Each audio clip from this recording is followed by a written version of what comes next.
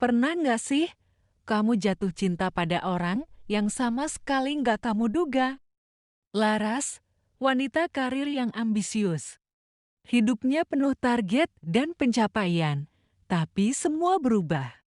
Saat ia bertemu dengan tukang cilok di pinggir jalan, pria itu sederhana, ramah, dan selalu tahu cara membuat Laras tersenyum. Tapi, siapa sangka, di balik gerobaknya yang biasa, tersembunyi identitas yang luar biasa. Apa yang akan kamu lakukan saat orang yang kamu cintai ternyata bukan seperti yang kamu kira? Mampukah cinta bertahan saat kejujuran dipertaruhkan? Yuk ikuti kisah Laras dan Rian sampai habis. Tapi sebelumnya, jangan lupa untuk like, subscribe ya, dan share ke sahabat kamu ya. Karena bisa jadi, cinta sejati justru datang dari gerobak cilok sederhana. Langit gelap menggantung di atas kepala Laras saat ia melangkah keluar dari gedung kantor. Tumit sepatunya mengetuk trotoar yang basah, bersatu dengan suara rintik hujan yang mulai turun. Sial. Hari ini seharusnya jadi hari bahagianya. Tapi nyatanya, promosi yang ia kejar selama berbulan-bulan jatuh ke tangan rekan kerjanya yang lebih berpenampilan rapi menurut atasan. Laras menahan sesak di dada, menunduk, dan mencari tempat berteduh di pojokan jalan. Ia menemukan sebuah gerobak sederhana bertuliskan Cilok Mang Rian. Asap tipis mengepul dari panci besar, menebar aroma gurih yang menusuk hidung. Ia tak lapar. Tapi entah kenapa, aroma itu menenangkan. Tren pria muda dengan senyum ramah dan topi lusuh menyambutnya dengan ceria. Cilok hangat, Mbak. Enak buat ngusir galau? Laras tertegun, bukan karena ciloknya, tapi karena suara Rian, tenang, dalam, dan anehnya. Bikin nyaman, lagi nggak mood makan, cuma pengen berteduh, jawab Laras tanpa menatap. Rian mengangguk, ia tak memaksa. Ia malah menyodorkan payung kecil ke arah Laras. Kalau hujannya reda nanti, saya anterin sampai halte. Laras akhirnya mendongak, matanya bertemu dengan tatapan mata Rian yang teduh. Di balik tampilan sederhananya, pria itu memancarkan aura yang berbeda. Kenapa kamu baik banget ke orang asing? Tanya Laras, heran. Rian tersenyum kecil. Karena semua orang butuh kebaikan, walau cuma dari tukang cilok. Dan entah karena capek atau terlalu banyak beban hari itu, Laras tersenyum. Tulus. Hari itu, hujan tak hanya membasahi kota, tapi juga membuka sesuatu di dalam hati Laras. Ia tak tahu bahwa di balik gerobak cilok yang sederhana, ada cerita yang jauh lebih rumit dari sekadar pentol, saus, dan tusuk sate. Tapi semuanya dimulai di sini di bawah hujan, bersama cilok hangat dan Rian yang penuh teka-teki. Sejak hari itu, aku tak bisa melupakan Rian. Aneh memang, bagaimana seseorang yang baru ku kenal bisa menempel begitu kuat di ingatan. Padahal, kami hanya berteduh di bawah hujan, makan cilok, dan berbicara seadanya, tapi ada sesuatu dalam sikapnya yang membuatku merasa aman. Minggu berikutnya, aku mulai sengaja mencari jalur pulang yang melewati gerobak cilok itu. Gerobaknya selalu di tempat yang sama, di bawah pohon terembesi besar, tak jauh dari halte bus. Dan seperti biasa, Rian selalu ada dengan senyum khas dan cetukan jenakannya. Akhirnya langganan datang juga, katanya waktu itu saat aku muncul. Aku pura-pura cemberut. Aku cuma lewat tapi duduk manis 15 menit. Balasnya sambil menyodorkan tusuk cilok.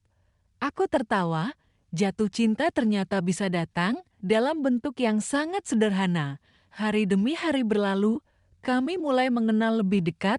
Rian tahu aku suka sambal tapi alergi saus kacang. Aku tahu dia suka langit sore dan senang membaca puisi, meski dia tak pernah mengakuinya langsung. Ia bilang, hidup seperti cilok bulat, kadang kenyal, Tapi tetap enak kalau kita tahu cara menikmatinya. Suatu sore, aku duduk di kursi plastik kecil miliknya. Hujan turun rintik-rintik, seperti lagu pelan yang mengiringi percakapan kami. "Kenapa sih kamu jualan cilok?" tanyaku iseng. Dia tersenyum, tapi tak langsung menjawab. Tatapannya mengarah ke jalan yang ramai. "Aku cuma pengen hidup tenang," katanya akhirnya. Kadang hal kecil justru bisa kasih makna yang lebih besar. Aku mengangguk pelan, entah kenapa hatiku terenyuh. Tapi dunia luar mulai bicara. Teman kantorku, Santi, tak sengaja melihatku sedang duduk di samping gerobak Rian.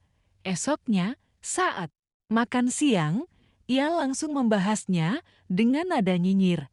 "Laras, masa kamu duduk-duduk sama tukang cilok sih? Dia ganteng sih, tapi kan iya, kamu tahu sendiri, aku cuma ngobrol." Jawabku tenang, walau hatiku sedikit panas. "Ya, tapi cowok kayak gitu tuh biasanya modus. Siapa tahu dia cuma numpang nama, ngarep bisa dekat sama cewek kantoran." Hati-hati, aku mencoba mengabaikannya, tapi kata-katanya menempel seperti debu yang susah dibersihkan.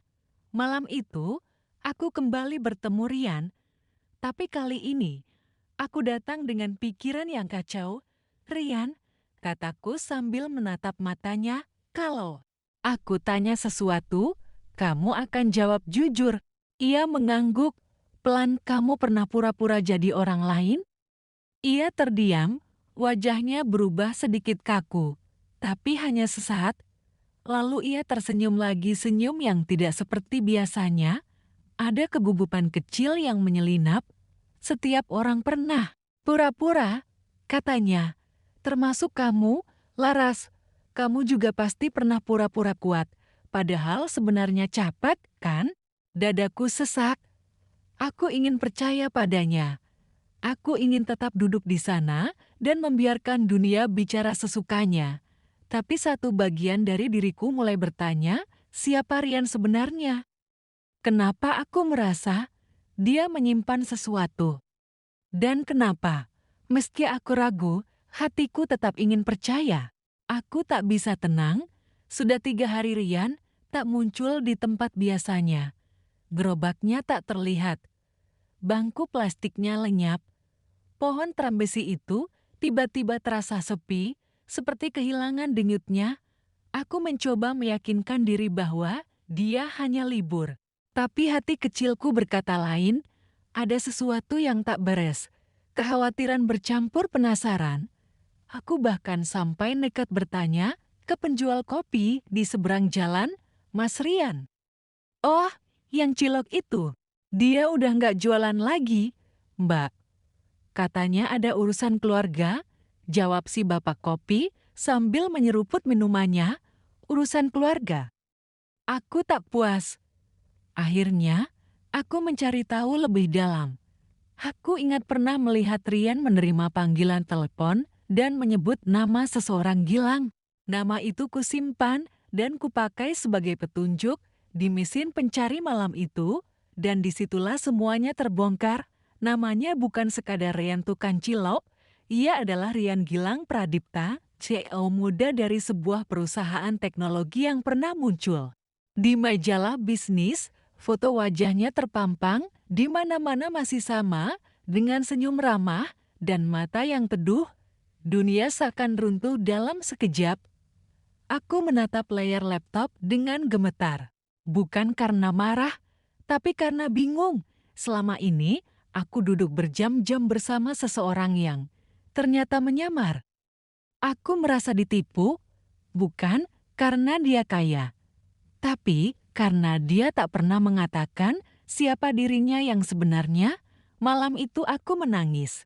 Bukan tangisan dramatis seperti di film, tapi diam-diam dengan sesak di dada dan pikiran yang kalut. Kenapa dia tidak jujur dari awal? Kenapa dia memilih berpura-pura jadi tukang cilok? Beberapa hari berlalu tanpa kabar darinya. Aku mencoba membenci, tapi tak bisa. Setiap tempat yang kulalui mengingatkanku padanya pada tawa-tawa kecil, tusuk cilok yang kelebihan saus, dan payung yang selalu ia sodorkan tanpa diminta, sampai akhirnya pada suatu sore, aku menerima pesan singkat dari nomor tak dikenal. Kalau kamu masih mau dengar penjelasanku, datanglah ke taman belakang perpustakaan kota jam 5 sore. Awalnya kupikir abaikan saja, tapi kaki ini seperti punya kemauan sendiri. Aku datang, dan dia ada di sana, bukan dengan gerobak cilok, tapi dengan pakaian santai, kaos hitam, dan celana jeans. Wajahnya tetap sama, tapi ada luka di balik sorot matanya. "Laras," katanya pelan, seolah takut suaranya membuatku pergi. Aku menatapnya. "Tajam, kamu bohong." Ia mengangguk. "Iya, tapi bukan karena aku ingin menipumu.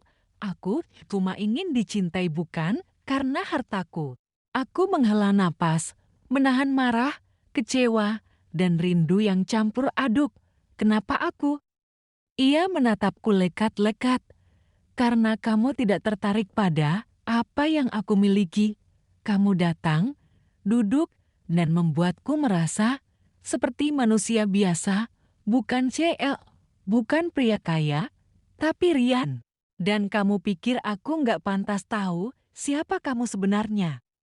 Suaraku meninggi. Ia menunduk. "Aku takut, Laras, takut kamu pergi begitu tahu aku bukan tukang cilok biasa. Aku ingin cinta yang gak pilih-pilih status, tapi aku salah. Aku malah membuatmu merasa dihianati." Hening. Hanya suara angin sore yang terdengar. Air mataku nyaris jatuh, tapi kutahan, aku harus kuat.